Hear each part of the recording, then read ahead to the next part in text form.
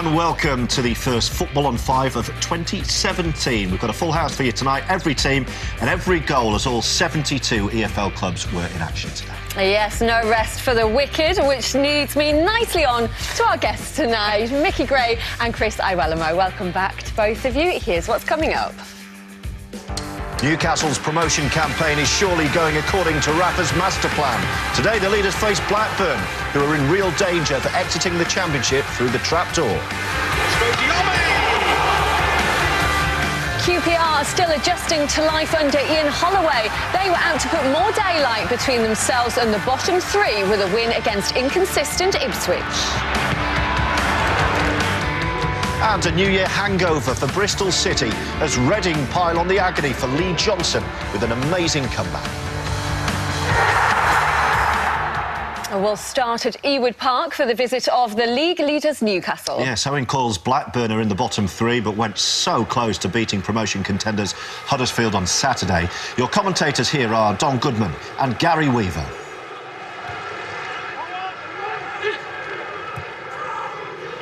Newcastle have won 6 of their last 7 games away from home. They've taken more points away from home than at St James's Park so far this season. Outstanding. And you look at that defeat against Nottingham Forest, and it was in the face of adversity, wasn't it? Ended up playing against 9 men. That's Mo Diame! Well, the extraordinary can become the ordinary for Mo Diame, because hitting a shot like that from that kind of distance is really no surprise. There's been nothing happening in the game, and then something a bit magic, and he is inches away from delivering a piece of magic. He's very unlucky. Bit of space here for Jack Colback. He had 3 flying at him. Anita. This now is Dummett, and this is a really good spell for Newcastle. Dwight Gale has pulled into space. The armies at the far post. It's Dwight Gale!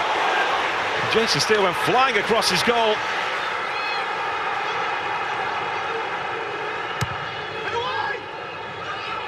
There's a bit of shirt pulling there in the middle.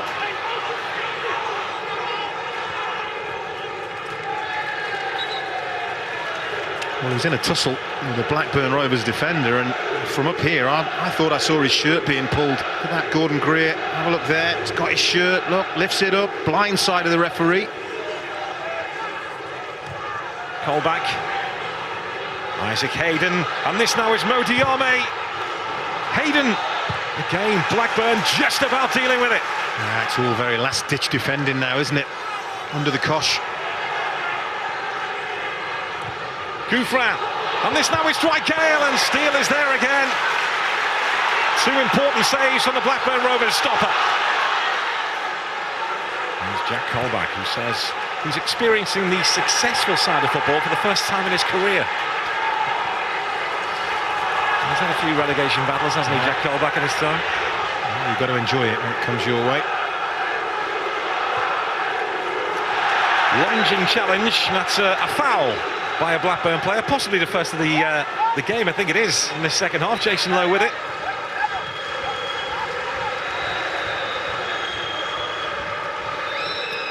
Clark, Diame, Lascelles, Dwight Gale, all ready to react here. Looking for a good delivery. Gouffran got the nudge on, and the flag has gone up. The ball squirmed in, but the assistant referee has his flag raised high, and Newcastle's joy is cut short. Oh, it's quite a low delivery. It's flicked on by Gouffran.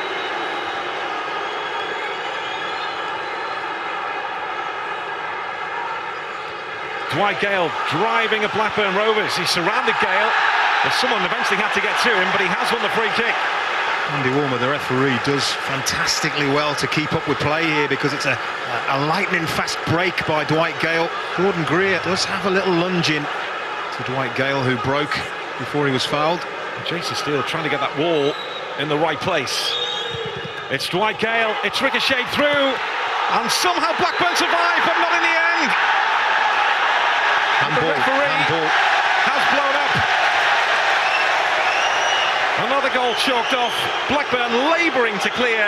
Newcastle found the finish, but Andy Woolmer appears to have seen a handball in the midst of all that.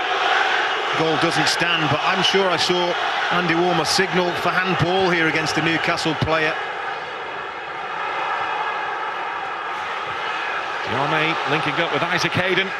Hayden's delivery and swept goalwards. That's a fantastic save from Jason Steele to keep out Kieran Clark. Oh, it's a really good effort by Kieran Clark, considering he's a defender.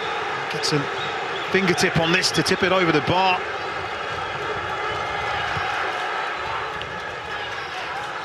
They haven't had a shot on target. They haven't had a shot at all. And they got themselves into a tangle there, and that was almost the perfect finish from Sam Gallagher. They can't afford to give him that kind of room, that kind of space, because he will punish them. There's that first attempt. Nearly 70 minutes into the game. Here from Blackburn again with Marvin Emnes striding forward. Emnes taken out by Jack Colback. And this a position of promise for Blackburn Rovers.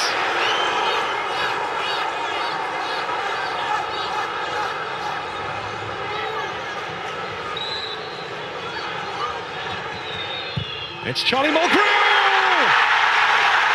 He's done it again! Deja vu! He took Newcastle down at St James's Park, and now he's fired them in front here at Ewood Park. They've been up against it, but bang, they're in front. It's perfect for Blackburn Rovers and Owen Coyle. Now, can they defend it? They had the same scenario last week, and they threw it away in injury time. Can they defend it? Well, if you are going to win promotion, you are going to face challenges like this. Hayden towards the near post. Two players tumbled inside the box. Three have gone down. It's Gouffran. Blackburn struggling to clear again. In by Hayden. That could have gone anywhere. Jason Lowe trying to clear. That looked like handball, but the referee not interested. How much luck did they get here? There's Jason Lowe not looking at the ball. Brings Dwight Gale down. Then Gordon Greer bundles into the back of Kieran Clark. Well, that would have been harsh, wouldn't it? This could be massive for him and this club. Still we play on.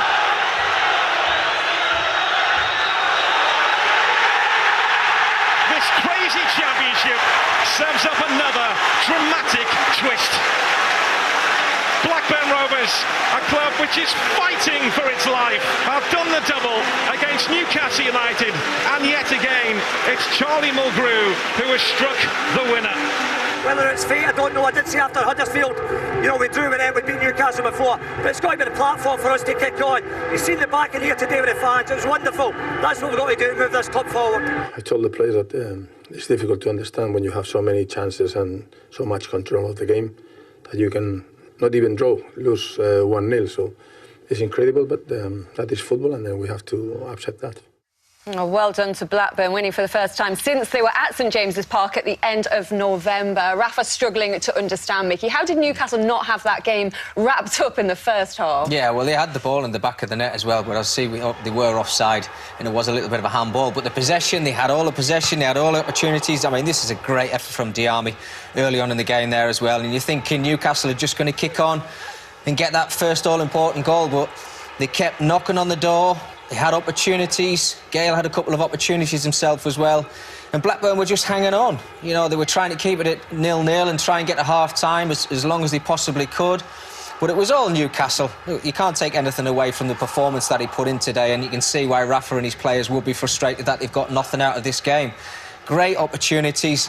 But Blackburn were really up for this. They fought for their lives. They tried to keep a clean sheet, but eventually they got all 3 points, which was fantastic. They were resolute, weren't they? And Chris, Newcastle eventually punished for not taking those chances, giving away a free kick in a dangerous area. What is Jack Colback thinking here? No, I don't understand it at all. He's just trying to put his body in there. Definite foul, silly foul as well.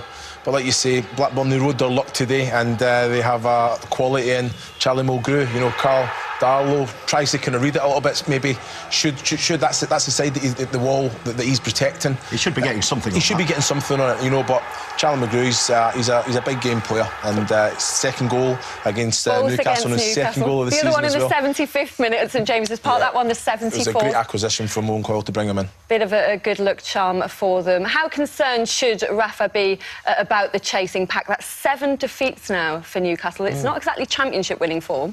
No, well, I think You know, after the little blip at the beginning of the season, Lindsay, I obviously tipped Newcastle to get more than 100 points. I think they might just fall short of that right now, but I definitely think they'll finish in the top 2, but Brighton are going to chase them all the way for that #1 spot. I mean, they've been absolutely fantastic. Okay. Right, coming up next, could the aforementioned Brighton take advantage of Newcastle's slip-up and regain top spot?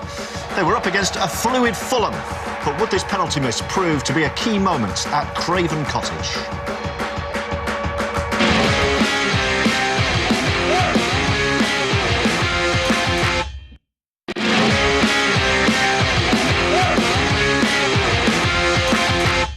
Welcome back to Football on 5. Brighton were in second at the start of the day and this afternoon went to Craven Cottage. But was there any sign of Chris Martin in the Fulham lineup, George?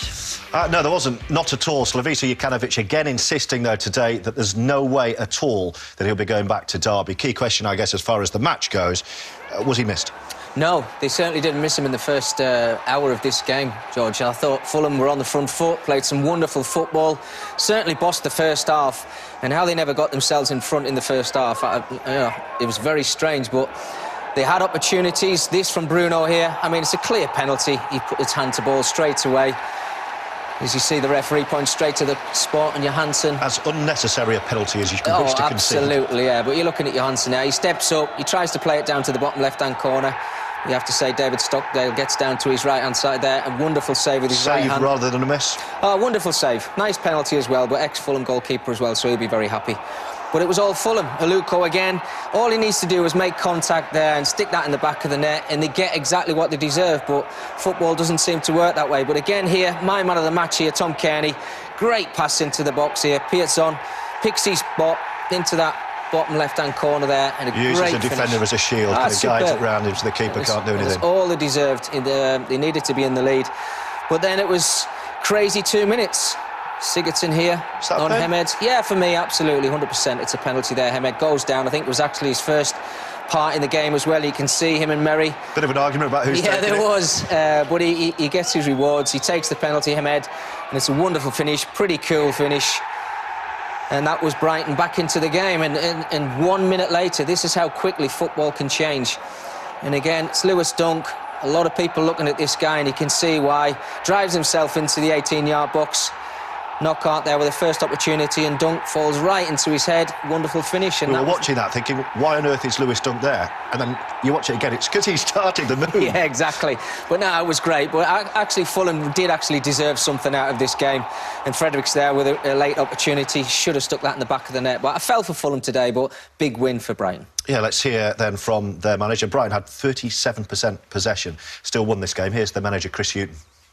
I thought in that first half period we needed to keep the ball better because they were good, but the periods when we had the ball we needed really to take the pressure off a little bit, and we didn't. But yes, we are able to turn things around at this moment, and it's in what is a very, very competitive league. And he nails it there, doesn't he? That's the key point. They can be under par, still pick up points, 1 or even 3. Yeah, they show battling qualities, and they had to. I think those 2 goals that they got in 74 and 75, I don't think even Chris Hughton thought they were coming, but eventually they did. Puts them top of the table, which is fantastic for them. Momentum keeps going as well into the new year.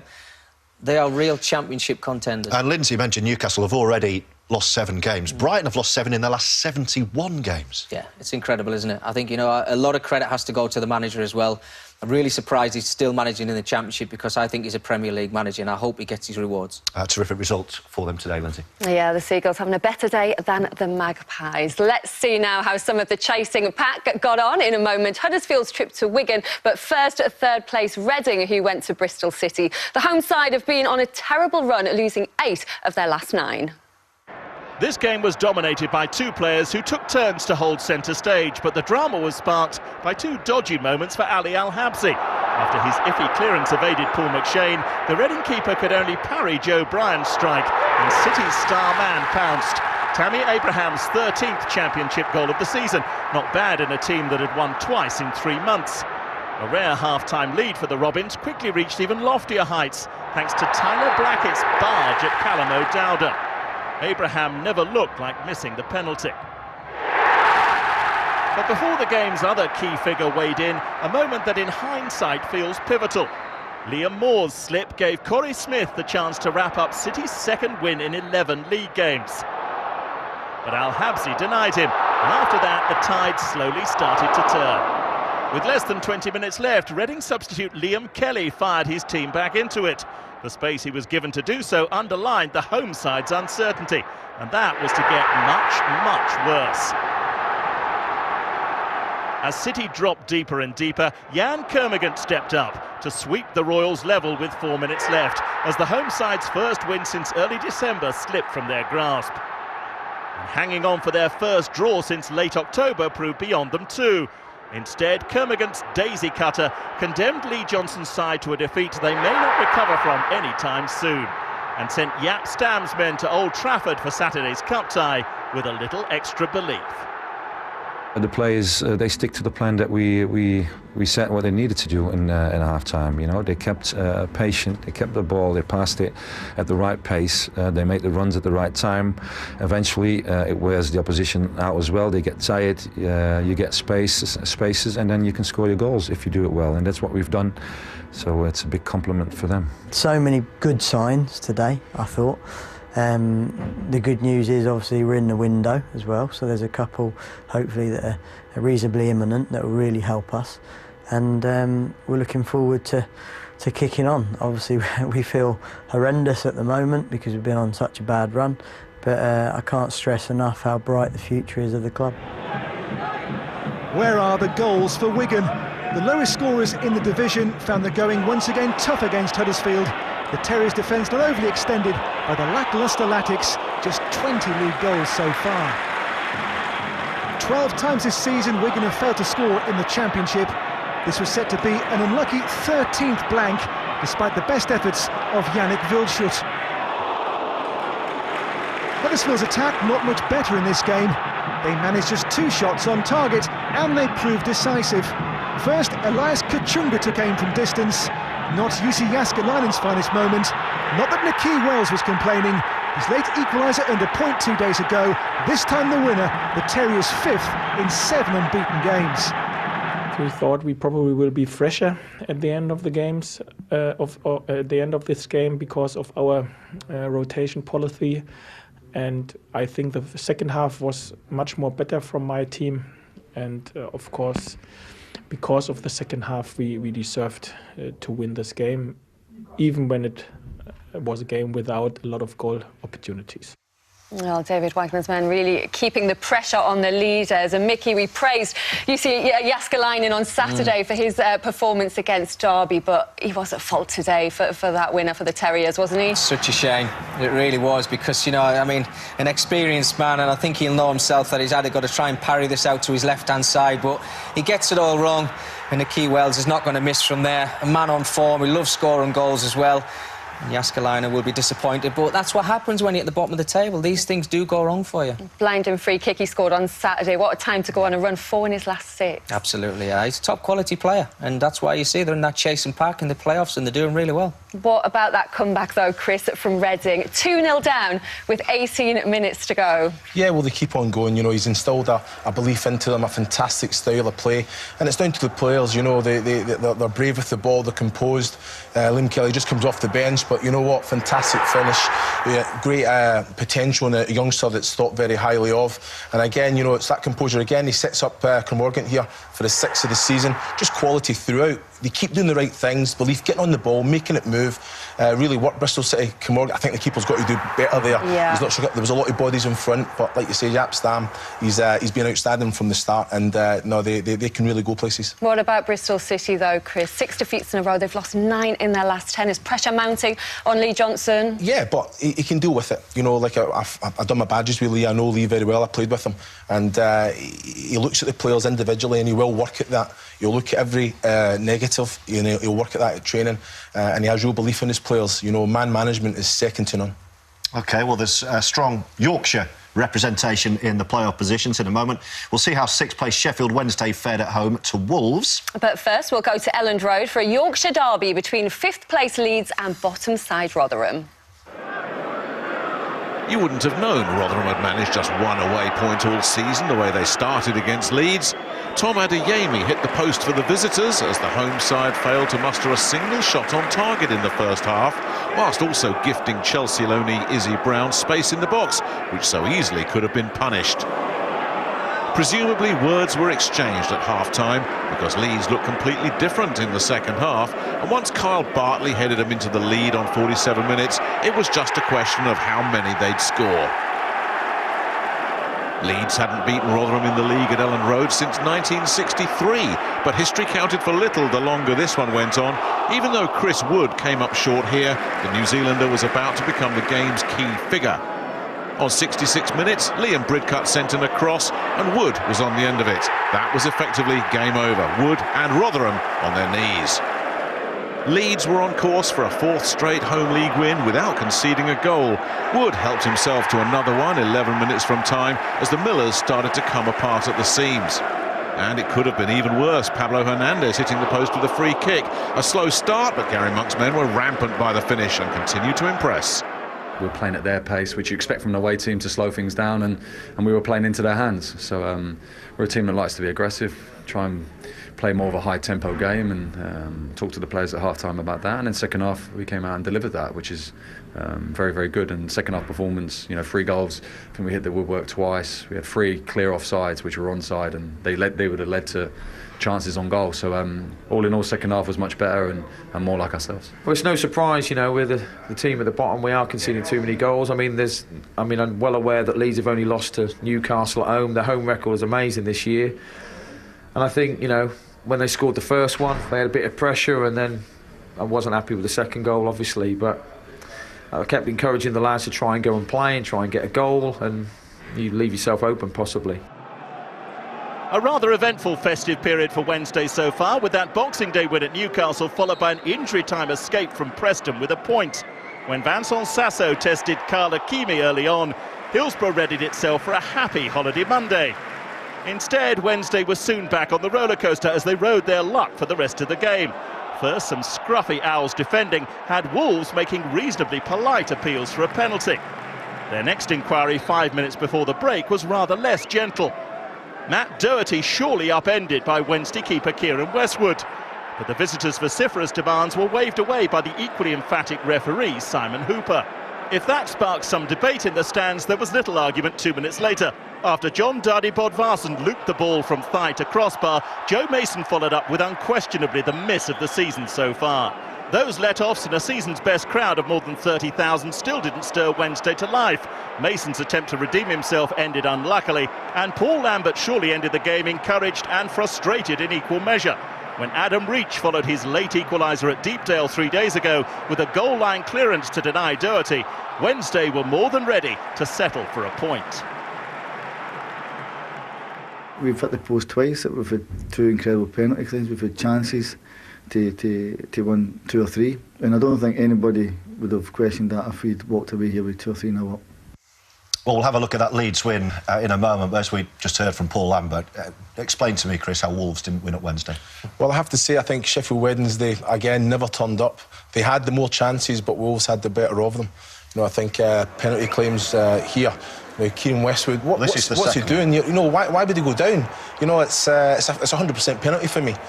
Even the first one was... If it's not a penalty, what is it? Oh, exactly. But like you say, I think I do feel for Joe Mason. Fantastic talent, came through at Cardiff. I've been in that situation myself. Have you? Know what I mean, George? Yes, I have. We weren't going to mention it. Yeah, but he's, like you say, I think he's just not made good contact with the ball. But is that worse than yours? I would say it's worse, this.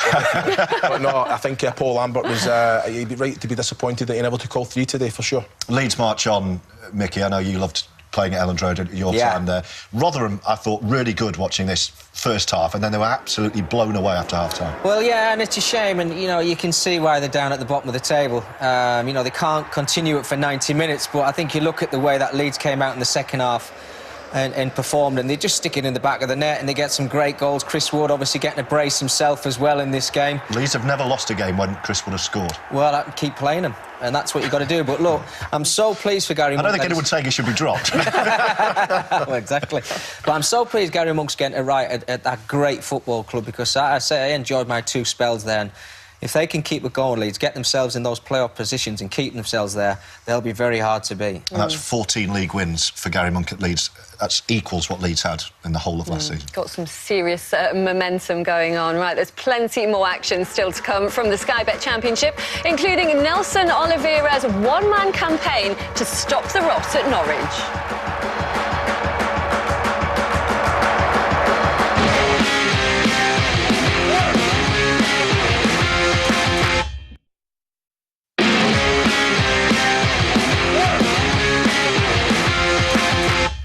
Welcome back. This is Football on 5. You are watching highlights from the Sky Bet Championship. We'll go to Loftus Road next, where Ian Holloway has found life a little tricky back in management at QPR. After winning his first game in charge in mid-November, a run of 6 straight defeats was finally ended with victory over Wolves on New Year's Eve. The visitors today were Ipswich. The commentator is Paul Walker.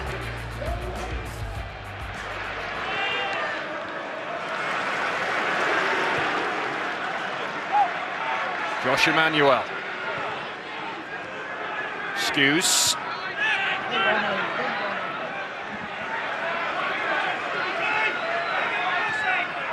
Skews again. Pittman, round the corner it goes. And Smithies has to fist it behind for a corner kick. And QPR's keeper having to take charge there. And it goes. Beats everybody in the end. Kenlock. And Manning completes the clearance. The QPR struggling to clear their lines here. Lawrence, McGoldrick. On the outside of Bidwell, who running to Manning. And Smithies. Good strong hands behind the shot. Let's look at Bidwell here. Collides with his own player. And Smithies with the save. He turns 58 next month. Nick McCarthy, been with Ipswich since November 2012. And has worked miracles. Swept clear by Berra. Queen's Park Rangers are making gradual progress.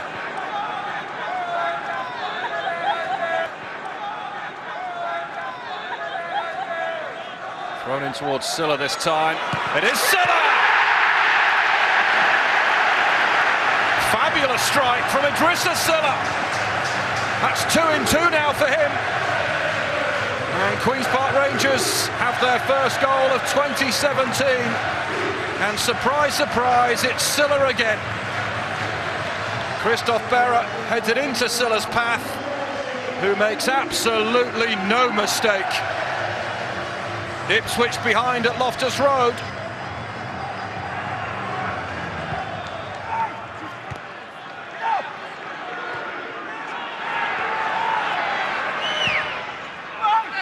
Leave it in towards Webster. Breaks here for Chambers. Arguably the best chance of the half for Ipswich Town. And Webster gets a deft touch with his head. And it breaks. And Chambers has a chance to assess the options. I think he tries just to drill it back across goal. Ward. Cole Skews. Twisting away from Boroshuk. Opens up for Lawrence. Great hit! Oh, it's fabulous! Absolutely fabulous from Tom Lawrence. That is a sensational hit from the man on loan from Leicester City, and Ipswich are back on terms. The perfect start to the second half. Lawrence crashes in a pile driver off the post.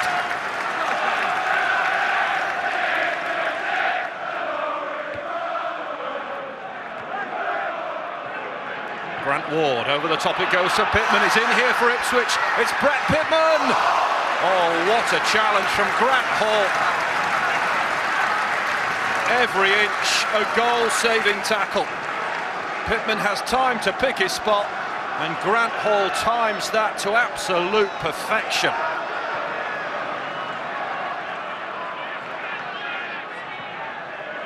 Lovely ball through to Washington, who's in for QPR. Washington beaten away. Cousins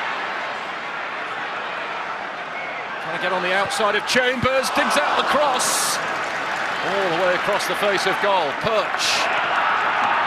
It's really come to life this game now. Boroshuk drags his effort wide. Washington thwarted there. A very good stop from Bielkowski. Kenlock trying to twist and jink his way beyond Perch, and he's managed it. Kenlock into the box he goes, still Kenlock, and Smithies just sticks out an arm. Instinctive from QPR's goalkeeper, but Kenlock does exceptionally well here. Driving into the middle and tries to put the ball home at the near post. Challenge going in from McGoldrick, who's put a fair shift in. Going back the other way, and he's released Lawrence, who can now run at Nedum-Onuoha. It's Lawrence, pulls the trigger and pulls it wide. Well, Onuoha was backing off and backing off, didn't want to make the challenge, and in the end, Lawrence blasted wide anyway.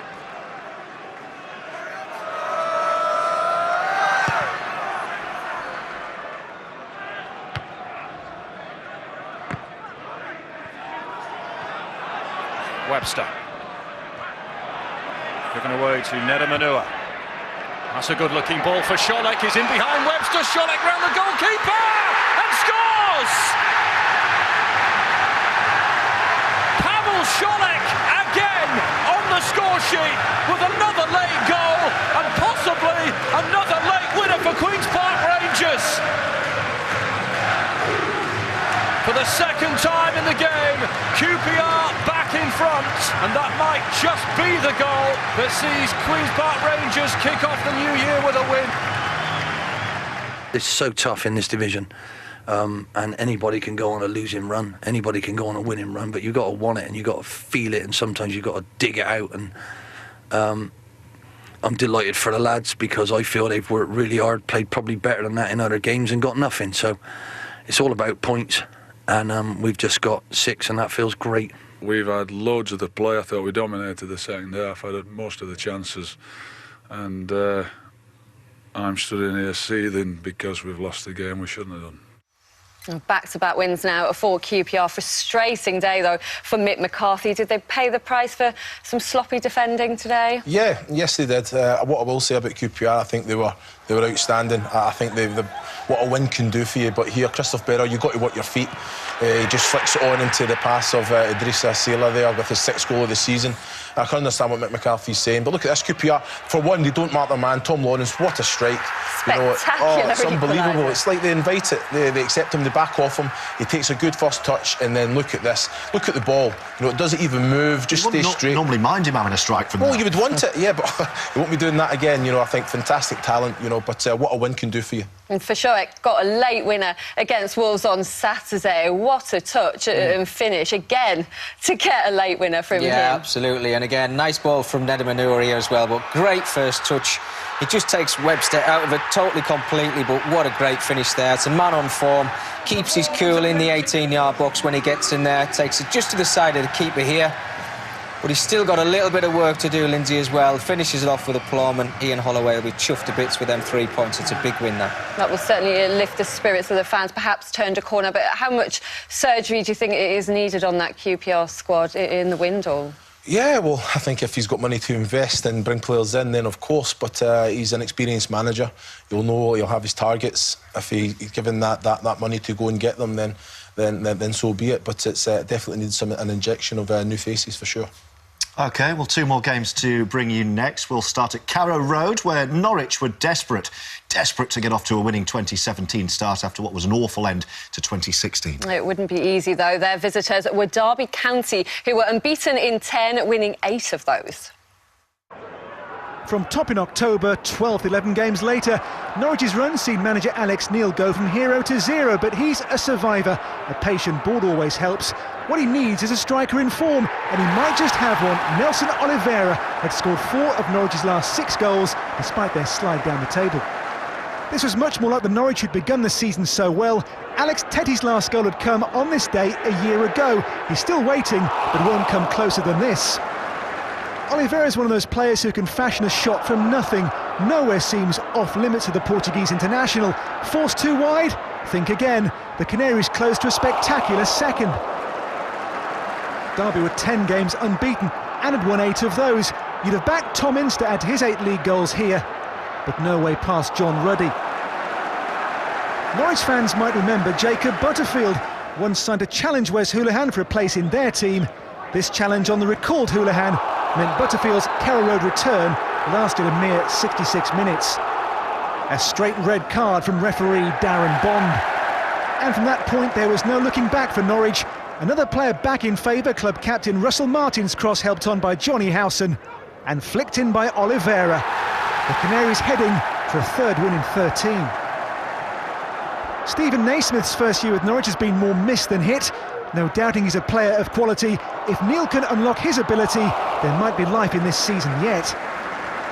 But they call Norfolk Nelson's County, and this day belonged to the admirable Oliveira. A first career hat-trick and a perfect one to boot. One left foot, one header, and this crisp right footer, full steam ahead for Norwich. Derby couldn't even muster a consolation at the end. Darren Bent kept out by Ruddy. This was Norwich, Neil and Nelson's day. We looked as if we started a bit nervous. You know, we made a couple of decisions and you could hear the fans sort of groaning about it, and I think that certainly started the game. However, I think after that it was an excellent performance against a team that's been doing very well. First shot on goal Norwich had, they scored, and obviously that gave them a lift. And you know, we summed the game up with the sending off with the red card. What did you make of it? Was it a sending off, did you feel? The challenge, his foot was on the ground. He got a touch of the ball, not the whole ball, but he got a touch. And yeah, it was. If you get a touch, it's a fair tackle. A hard-to-please Barnsley fan might say the Tykes need to work on their corner routines, and Josh Scowen certainly needs to improve his finishing. But what really matters is a 5th league win out of 7 for the visitors, even if Scowen was denied from another corner by Forest keeper Stephen Henderson, recalled for the first time since August. It was Barnsley asking the questions, the home side defending desperately. It's a worrying new year for Forest. Under a transfer embargo, the subject of a takeover, and on the pitch, just 1 point out of 18 now. Frustratingly, things just aren't rolling their way. But you'd have to be a really picky supporter to find fault with this match winner. Conor Hoolahan taking aim and driving home a goal-of-the-month contender to break Forest's resistance on 88 minutes. Forest dragged closer to the drop zone, Barnsley maintaining their unlikely playoff push. I thought we dominated the first half, but we couldn't get in front. But it was important for us to remain patient, just slow the game down. We needed to keep the ball, dominate the ball, because the longer it went on, we knew we had, you know, firepower from the bench. But then, yeah, I think it was drifting to a stalemate until that great strike. Great strike it was. There's a few things actually I want to have a look at again here. We'll look at Norwich, guys, in just a moment. The hat-trick and the red card that Steve McLaren was defending, the tackle he was defending there. Let's start with that winner for Barnsley, whose terrific form continues, Mickey. Oh, I mean, it's a wonder strike, isn't it? And I think, you know, Paul talked about patience there. He said they played very well in the first half, and they did, but, I mean, that is just absolutely fantastic. You know, if you want to win a football game, that's when to win it. A couple of minutes to go in the game as well, and Hoolahan just gets his laces through, and it's a fantastic finish. I think the keeper's a little bit too far off his line, but take nothing away from the strike. It's a great win as well. You were very passionate, Chris, in defence of Alex Neil the other night, insisting the players are playing for him. We certainly saw that today. Yeah, again, you know, I think the performance definitely warranted the result. You know, I think they're so exciting, so fluent.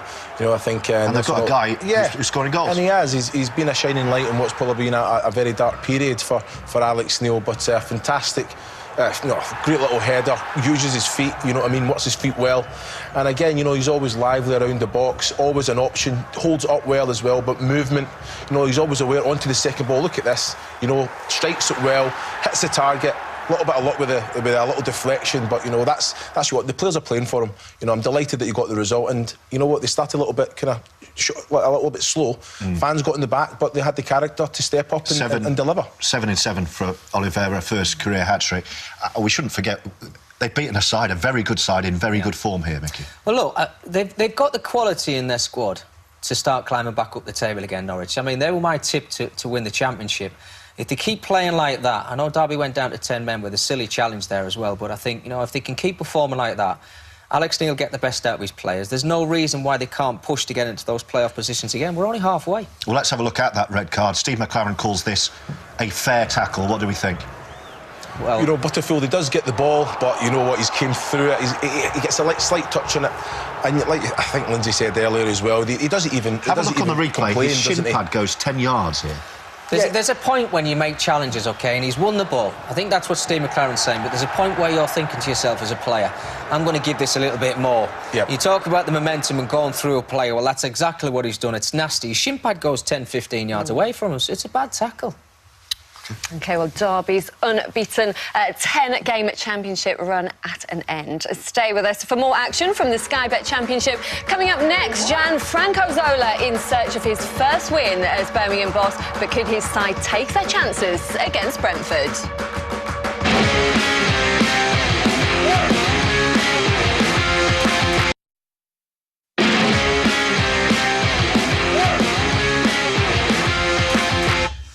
Welcome back. You're watching highlights from the Sky Bet Championship. This is Football on 5. Now, Gianfranco Zola got his first point as the Birmingham boss on Saturday. Could he find his first win, though, against Brentford today, Lindsay?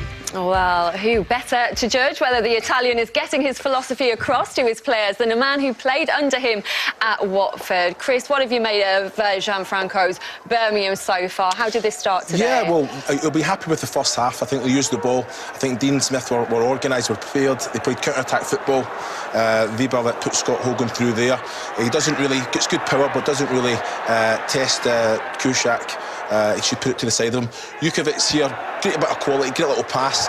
Che Adams just had too much time, does everything right, opens his body up but doesn't connect well with the ball. You know, be disappointed with that, definitely. And then he turns provider for Jukovic. Yeah, but Robert Tesche here drives through the Brentford midfield and composed enough to fight Che Adams, but look at the weight of this pass. You know, Jukovic is making the run, pointing. The pass is that good, he can actually take it round Bentley and goals, but takes a little chip. That's his 8th goal of the season. It's a fantastic finish, but the ball was outstanding. And Scott Hogan's stock continues to rise. Yeah, they did, but Birmingham never turned up. Look at this. Defensively out of place, out of shape.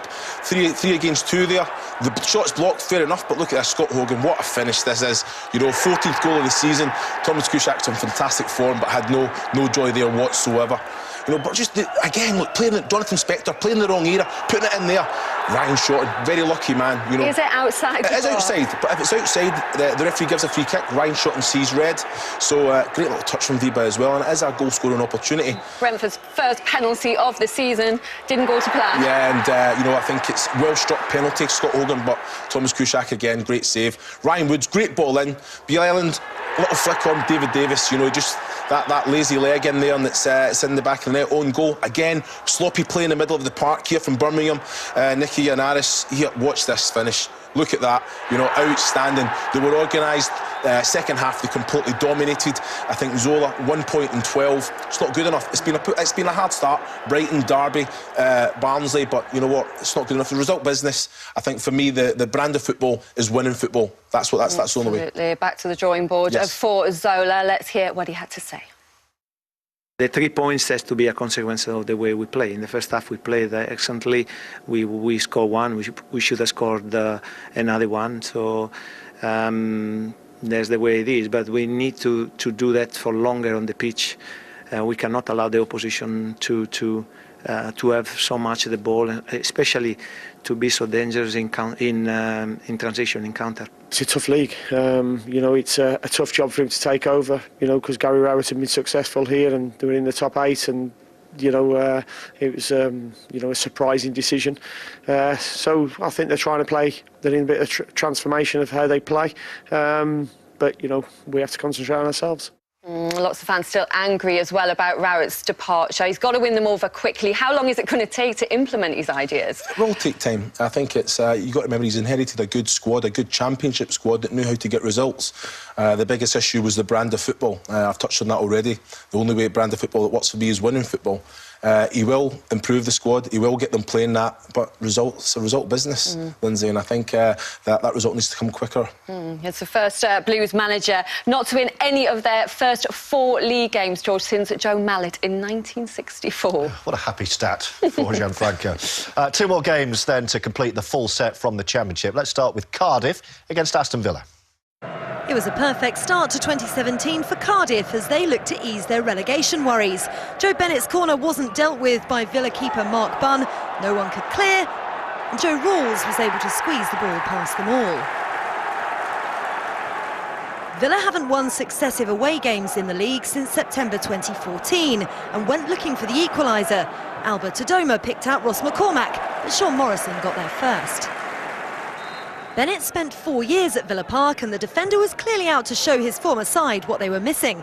His free kick fell to Kenneth Zohore, whose volley hit the bar, before Bennett eventually had his rebound cleared. He was proving to be a handful, and a defensive mistake from Villa allowed him to slip another neat ball through to Zohore, but Bunn read the danger and saved his defender's blushes with his feet. Villa rallied in the second half though. Jack Grealish won a free kick in a dangerous position, prompting an angry response from the home crowd and from their manager Neil Warnock. But Ross McCormack was denied a goal against his old club. His free kick was tipped onto the bar by Brian Murphy on his home debut. Cardiff have kept just 1 clean sheet in their last 14 games and their keeper was on hand again to deny second-half substitute Gabby Agbonlahor twice in the late stages. The striker failed to get Villa back on level terms and push them closer to the playoffs. Cardiff, though, hung on for all 3 points and lifted themselves up to 19th. We looked solid today. We had a solid bench. We had a solid team. We'd worked on it. You know, we've been a bit flimsy, really, and we've allowed teams to take points off us that shouldn't have done. You know, I don't see that happening now. I don't see giving stupid points away now. Awful goal. And when you don't defend properly here, they ask you questions. Every time there's a corner, a free kick or a throw-in, they ask you questions, and we haven't dealt with it. After finding a late first-half equaliser at Deepdale, Simon Grayson had thought his Preston side were lucky to still be in the game at the interval when these sides met back in November. They left it late again in the opening period to find the back of the net, but this one from Tom Clark gave the Lily-Whites the advantage as Burton's defence stood still in its protests. After blowing a late lead on New Year's Eve, the visitors looked for a second to cement their advantage, first through Owen Doyle's header, and then Callum Robinson forcing a fine save from John McLaughlin as Nigel Clough's side suffered a 3rd straight defeat at home in a game where they failed to register a shot on target. After 4 straight defeats, and we wanted to back it up with at least a point today. Gave away a very poor goal in added time again, as we did at Rotherham on the other night, and then didn't have enough to get back in the game. Well, let's analyse 2 poor bits of defending. We'll have a look at that Aston Villa goal they conceded in just a moment. How about this, though, at Burton, Mickey? Yeah, Tom Clark. I mean, if you don't defend right, you don't deserve to get anything out of the football match, and that was exactly what's happened today. Tom Clark there just takes a chance, he gets himself to the back stick. What the keeper's doing, I do not know. I mean, it's so I know you've got a thing every week on the show. You say, stop them getting the cross in. You're screaming at the TV. Absolutely. But when the cross does get in, you've got to react better than that. You've got to switch on, you've got to be ready for what's happening. Second phase, as we used to call it. Managers used to say to you, stop the cross. When you don't... Here's the one Villa conceded. Yeah, Joe Riles. It's a bit scrappy. I mean, Steve will be frustrated and annoyed at his defenders. Are in there, though. Yeah, I know, but I think it just pounces back to Joe Riles and it ends up in the back of the net. But I think, you know, Neil Warnock be happy, Steve Bruce would be frustrated. Would it be lazy, Chris, to say that the honeymoon period for Bruce and Villa is over? Is it more complicated than that? Oh, look, the Championship is unforgiving. If you're not going to defend properly, you're going to concede goals. But he's got out of this league more times than any other manager, and I feel that he will get it right. But they weren't defending like that when he first came in. Well, but he can put that right, you know, and he will address that. They have been good, but today they just went at the races. OK, well, let's see how the table stands then. Rotherham stay at the bottom at 6 points adrift of Wigan, who also lost today. Blackburn remain in the drop zone despite their win over Newcastle. Here's the other end of the table. There we go. Brighton move back to the top. They're now 2 points clear of Newcastle and have a game in hand. Reading and Huddersfield stay level on points in 3rd and 4th. Leeds and Sheffield Wednesday continue to occupy the final 2 playoff spots. Well, stay with us for Goal Rush from Sky Bet Leagues 1 and 2. And after a tricky spell for Josh Morris and Scunthorpe, would normal service be resumed for the one-time leaders?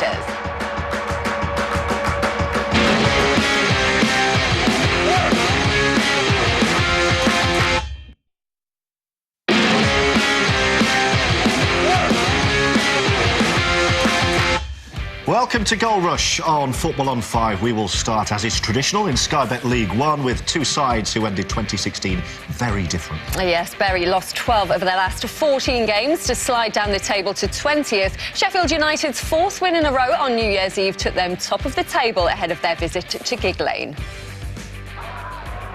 League One's biggest mismatch saw leaders Sheffield United visiting a side who hadn't won in 18 games. Cue Jacob Mellis belting Bury in front. But that unexpected move from their former trainee sharpened the blades up, especially Billy Sharp, who'd had a rare off day against Northampton on New Year's Eve.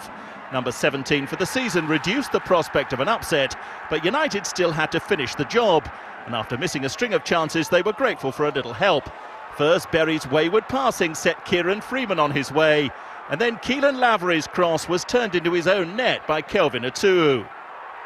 And once they were ahead, United's fifth straight victory came rather easily and was wrapped up by the man who'd secured their fourth with a late winner against Chris Wilder's old club last Saturday. Freeman on the mark again to leave Bury out of the drop zone on goal difference alone.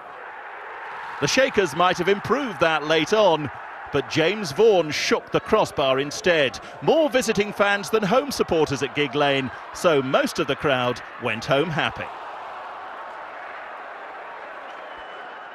We've got to the top of the league. We've earned the right to get there, and it was a tough old day today. Full credit to Bury. Nothing to lose, and obviously a wonder goal to get them off and running. But we ground one out, and we're delighted with the 3 points. Second place Bolton would have fancied their chances of victory against second from bottom Coventry ahead of kick-off at the Ricoh Arena. But despite going winless in their last 8 league games, it was Russell Slade's Sky Blues side that took the lead. The evergreen Marcus Tudgay heading home his third goal of the season. But midway through the second half, Bolton were given a chance to equalise when Gary Medine was fouled by Ryan Haynes and the visitors had a penalty.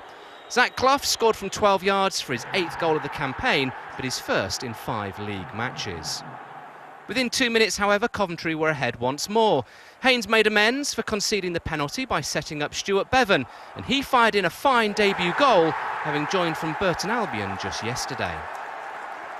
But just when Coventry fans thought they might be able to celebrate a victory and a big League One scalp, Max Clayton netted a 91st minute equaliser to give Bolton a share of the points. 1 win in 5 has seen Scunthorpe's former table toppers tumble to third place. The Wobblers come along with the goals running dry for both Josh Morris and Kevin Von Veen, the Dutchman kept out here by Luke McGee. Morris had scored 14 league goals up to mid-November, but nothing since, until this. How's that for a way to end a 7-game lean spell in League One? But Peterborough don't give much away. They'd lost only once in 12 League and Cup matches, and as the game entered its final 7 minutes, it all went wrong for Scunthorpe. Michael Smith's cross hit Charlie Good, and that was bad news for the Iron, who'd lose more ground on the leaders unless they could find a winner. Which they tried to do with a late siege of the Posh goal, and Paddy Madden was in the thick of things. Twice he took aim. The second off the line by the well-placed Smith. Still time for another moment of what might have been. Madden setting up Von Veen. Another goal line clearance and more dropped points for the one-time leaders. They say it's not how you start, but how you finish. Well, Rochdale's initial start to 2017 certainly didn't match their finish to 2016. Amadou Bakayoko almost put the visitors into an early hole. Instead, he was left looking for one to hide in. The side with 4 wins in 4 in the league were quick to shake off any lingering New Year's hangover. Ian Henderson's 4th goal in 3 games, restoring order as Joe Rafferty's strike was neatly guided home. And a 5th consecutive victory was secured late on. Joe Thompson's close-range finish capping off a wonderfully worked team move that inches Keith Hill's side closer to the automatic promotion spots and leaves the Saddlers winless in their last 5 home league games. Northampton named an unchanged side from their New Year's Eve defeat to Sheffield United and took the lead against Bradford just before half-time. Alex Ravel finally ending his goal drought, heading in from Paul Anderson's cross to score his first in 16 matches. Bradford were looking for their first win in 6 games after 4 draws in a row and almost equalised straight after the break. Josh Cullen, though, saw his efforts saved by Adam Smith. Both sides were looking to get their seasons back on track after a poor run of form, but it was the visitors who dominated in the second half, and their persistence paid off after 73 minutes. Mark Marshall firing in his third of the campaign to draw them level. Having lost their last 3 home games in the league, Northampton looked like they'd hung on for a point, but Bradford pinched all 3 late on. Geordie Huwula converted Marshall's cross, resurrecting their promotion challenge. No goals, but 2 goalkeepers who earned their money in this one. Southend's plain Ted Smith denying the Robins' rather more exotically named Brazilian defender Rafael Rossi Branco. And at the other end, Lawrence Vigouroux watching carefully as Marc-Antoine Fortunet's cross eluded first Anthony Wordsworth and then Simon Cox. But Vigouroux would have to pull off the save of the match inside the final 10 minutes, getting a vital touch to turn the shot from Zavon Hines onto the post. Jermaine Hilton had the host's last chance, but Smith wasn't going to be beaten from this effort. Southend unbeaten in the league in 13 now. Swindon still too close to the drop zone for comfort. Our next roundup starts with a London derby as South West met South East. After 3 wins in a row, Millwall have crept closer to the playoff places today. They were at Wimbledon. The honour of claiming the first league goal of the calendar year fell to Millwall's Aidan O'Brien after just 5 minutes of this early kick-off. And if you're looking to make a statement early on, this is the way to do it. He might not score a better one the rest of 2017. But it wasn't long before the home side were back on level terms. Not quite as special perhaps, but typical Lyle Taylor. He's made a career out of nipping in and poaching goals like this. Speaking of careers, Steve Morrison's had a pretty good one, and at the age of 33 he's not lost his touch. When the ball unexpectedly fell his way, a deft lob had the Lions on course for a 4th straight league victory. In contrast, wins have been hard to come by in recent weeks for the Dons, just 1 in their last 6 attempts. But they were back on level terms in this one just 6 minutes into the second half. Tom Elliott with a neat near-post finish. Still plenty of time for one of these London rivals to go on and claim a winner. But they'd shared the points when they met last month, and they do so again here, thanks to the keepers. Wimbledon's James Shea brilliantly clawing away what would have been an own goal from George Frankham. And at the other end, Jordan Archer superbly denying Jake Reeves. This entertaining draw leaves both London rivals still on the fringes of the playoff picture.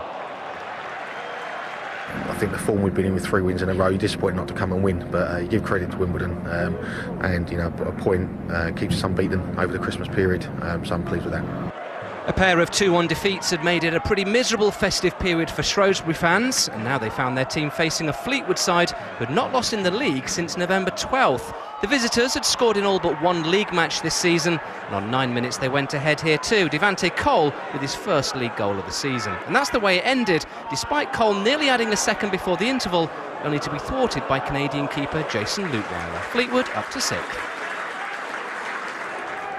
Bristol Rovers boss Darrell Clark made 6 changes from the side that beat AFC Wimbledon last time out, and they took the lead in the 12th minute at the Valley. Jermaine Easter was given a late Christmas present by the Charlton defence, slotting into an open net for his 3rd league goal of the season. Charlton almost went level soon after, but striker Josh Magennis saw his free kick hit the crossbar. He made no mistake with his next effort though. Joe Aribo with the free kick this time, and the Northern Ireland international headed home 4 minutes before the break. Second half, second goal, and an almost identical one too. Another free kick from Aribo, and Magennis headed Charlton into a 2-1 lead. Having thumped Bristol Rovers 5-1 back in November, they weren't finished there.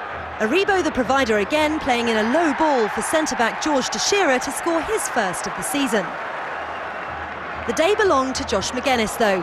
He latched on to Andrew Croft's pass and beat Will Puddy to score the first hat-trick of his career and move Charlton up a place in the table.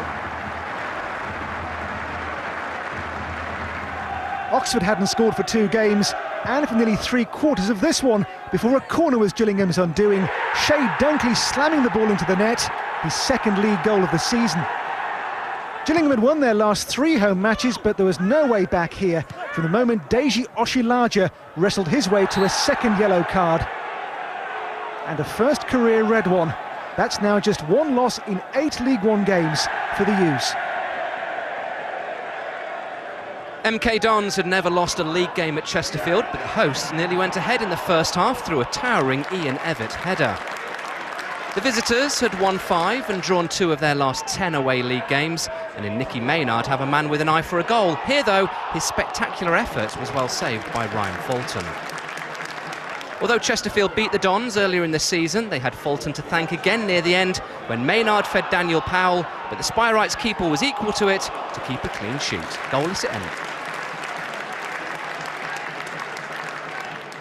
Oldham don't score many at home, just 4 all season. Port Vale have just 1 away league goal in their last 5. No surprise then that this one finished goalless. Oldham's Freddie Ladapo on loan from Crystal Palace, spurning one of their better chances. Vale, under the caretaker stewardship of Michael Brown, dug in for their point. But if this had gone in from Sam Kelly, it really would have been against the run of play. The rock-bottom Latics worked hard, but just couldn't find the finish. And when they thought they had, Vale keeper Jack Annick produced a stunning save from Carl Winchester's point-blank header to keep it scoreless. Vale have settled following the resignation of Bruno Ribeiro, and Oldham will want to continue to show this level of passion. But they'll also need luck in their relegation fight. They didn't have any here. Wigan loanee Billy Mackay hitting the post in stoppage time summed up their afternoon. That result sees Port Vale move up to 15th, while Oldham remain bottom, 2 points off Shrewsbury and Coventry. Chesterfield are up to 21st. At the top of the table, Sheffield United are now 3 points clear of Bolton in second. Scunthorpe are a point further back. Rochdale stay fourth, and it's Bradford and now Fleetwood who complete that top 6.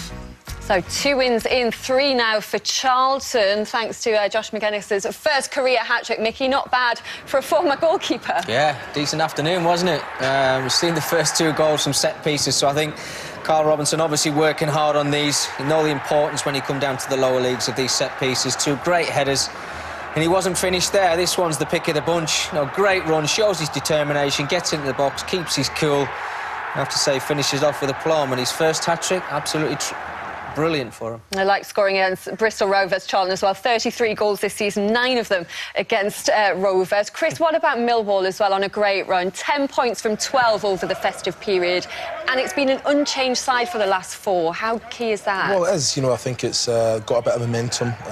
Unlucky, obviously, if they got the win today, they probably climb into the playoffs. But Both Neil goals Harris, from goal kicks as yeah, well. but that's what I'm saying. You know, flick on, they've got willing runners going in behind. Neil Harris, you know, they had a taste of the playoffs last year, got to the final, disappointment, but they've shown character, you know, and he has a belief in his squad and the football that he puts in, they're taking it on board. And no, I think they will push on. He has the belief and they have the quality as well in that squad. Just 2 points away from those playoffs now. Stay with us then. We've got all the League 2 action coming up next, including news of a managerial casualty and the own goal from Stevenage's Fraser Franks that saw another change at the top of the table.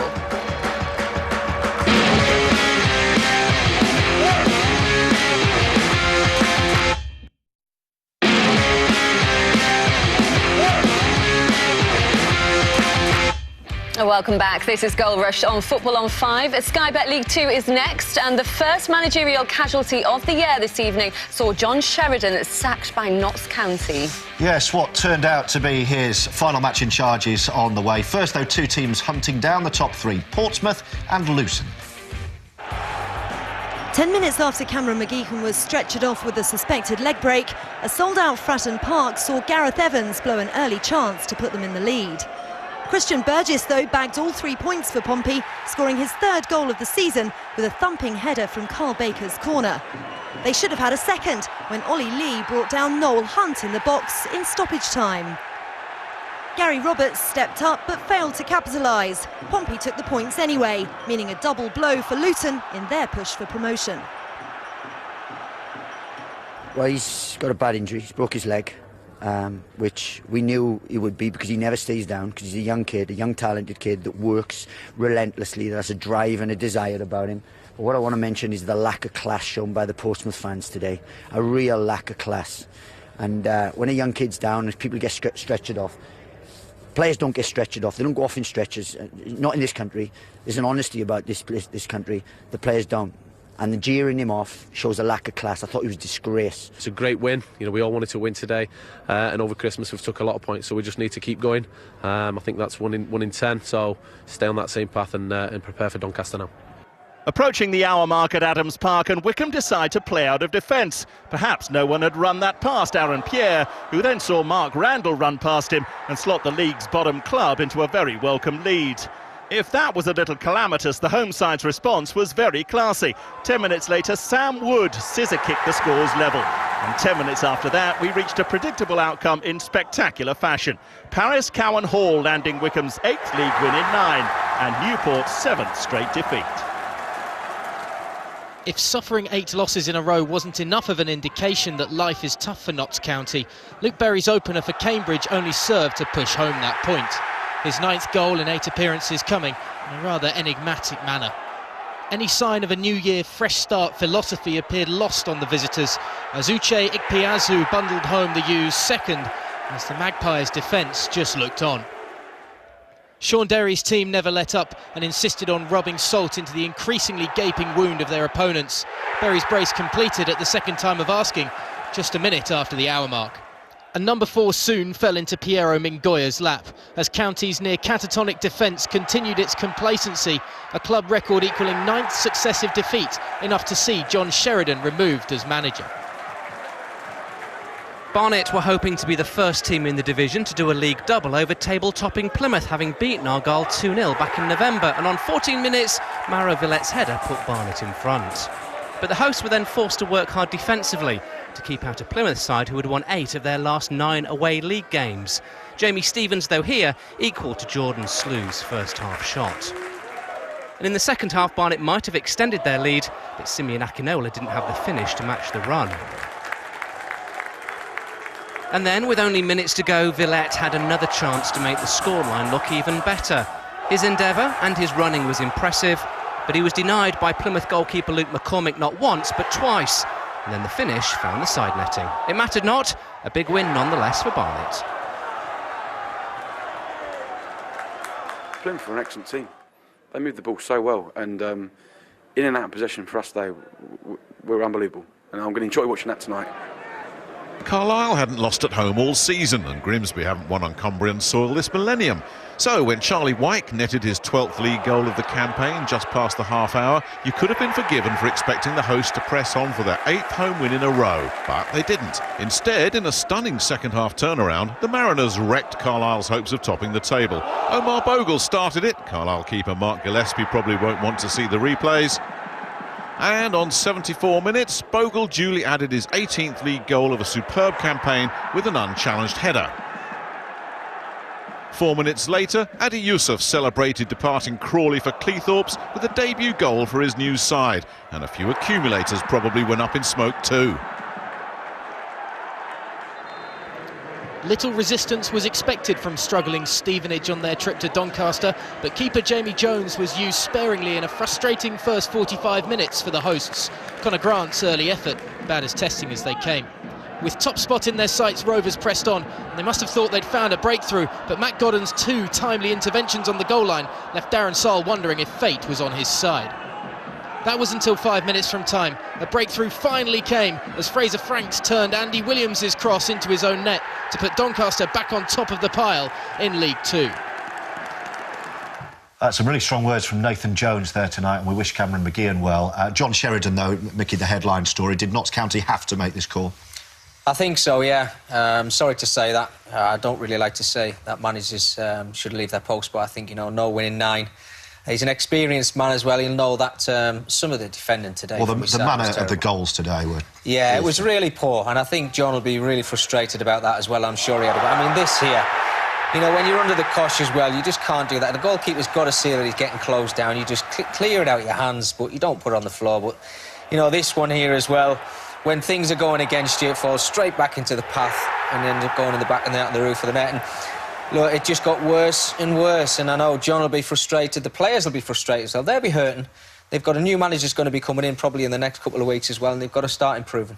Yeah, they're in danger of dropping into the non-league for the first time in their history, and they're now looking for their 11th full-time manager since Steve Cotterill left after leading them to the League Two title in May 2010. So real problems there. Our final action, by the way, starts with Cheltenham, who start 2017 staring at a possible return as well to the National League. Yes, they've found wins difficult to come by back in the EFL, just 4 this season, and are stuck in the bottom 2. Today, they went to Colchester.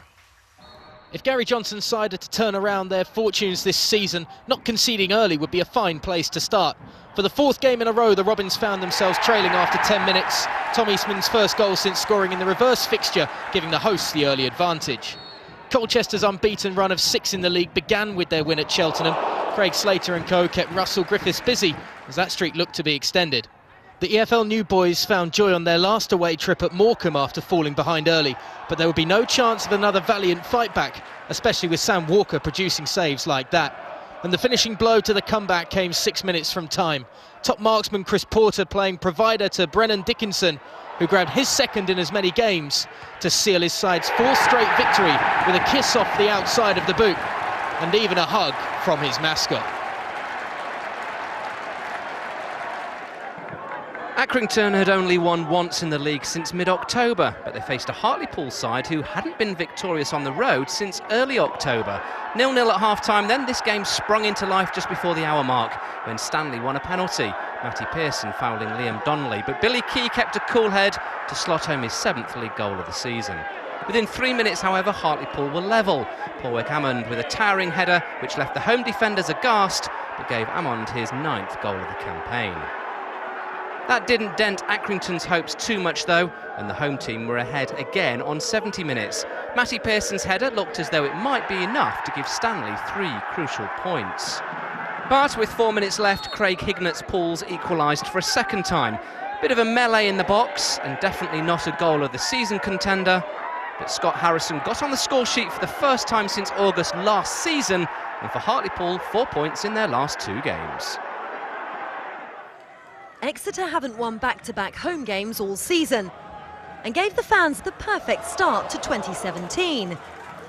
Just 4 minutes into the game, recalled striker Ruben Reid set up David Wheeler, who flicked past Alex Cisak to score his 4th goal in 5 matches. Ollie Watkins scored a hat-trick against Newport last time out, but squandered a host of opportunities to extend Exeter's lead, including this one that rattled the post. Luckily, Paul Tidsdale's side weren't left to rue those missed chances in the first half. Shortly after the break, Wheeler turned provider, and unmarked Ryan Harley, making his first start since September, scored his 2nd league goal of the season. 15 minutes later, Watkins was brought down by Tom Parks. Despite protests, the foul was outside the box. Leyton Orient's miserable day was compounded. Harley stepped up to take the resulting penalty and made it 3. As Orient looked to be facing their 3rd away defeat in a row, Exeter's 7-match unbeaten run started with a win over them in November, and the rout was complete 8 minutes from time. Substitute Liam McAlinden slotting past Cisak, leaving Exeter's fans celebrating. Unlike the afternoon sun at the Globe Arena, there's been very few dazzling displays from either Morecambe or Crewe this season. But it was the away side who initially looked likely to find a ray of sunshine to light up the new year. James Jones' first half strike, the best from a tepid opening 45 minutes. As the light faded, the visitors pressed on into the darkness. Barry Roach again getting a solid 2 hands to turn wide. Another wasted opportunity for Jones. Before finally a flicker of life from the home side. Lee Molyneux getting almost everything right. The crossbar saving the helpless Ben Garrett and ensuring a share of the spoils. Mansfield's home win over Blackpool in November was the Stags' last league success, and they started the return fixture on the back foot. Kelvin Miller's header cleared off the line by Ben Whiteman, and Steve Evans' men duly snatched the chance to revive their playoff challenge. It was presented initially by Clark Robertson's blunder, but Matt Green still had plenty to do, and managed it with the help of a deflection off Danny Pugh. It'll go down as Green's 11th of the season, and it's certainly Mansfield's first win in 6. Yeovil thrashed Crawley 5-0 a month ago, but that never looked like being repeated in this reverse fixture in Sussex. Half an hour in, when Josh Irworth profited from some less than impressive Yeovil defending to make it 1-0. It became clear why Town had won 4 and drawn 2 of their previous 7 home league matches when they increased their advantage before half-time. Enzio Boldewine was causing problems for the Oval back line when he was pushed over by Otis Khan, and leading goal scorer James Collins made no mistake from the spot, an emphatic finish for his 13th goal of the season. And Yeovil were even denied a consolation in the second half when Francois Zoko saw his header well saved by Glenn Morris. Crawley up to 13th. So that result sees Crawley move above Yeovil into 13th. Newport and Cheltenham both lost today and stay in the bottom 2. At the other end of the table, the lead has changed again. Doncaster jumped from 3rd to 1st as Plymouth and Carlisle both taste defeat. Portsmouth stay 4th, Wickham are up to 5th, and Luton and Cambridge are level on points in 6th and 7th. Well, that's it from us tonight. Our thanks go to Mickey and Chris. Always a pleasure. Thank you very much. Well, we've got no show coming up this weekend, but George will be here with highlights from the first leg of the EFL Cup semi-finals on Wednesday, January the 11th. And then we're back with a full EFL programme the following Saturday.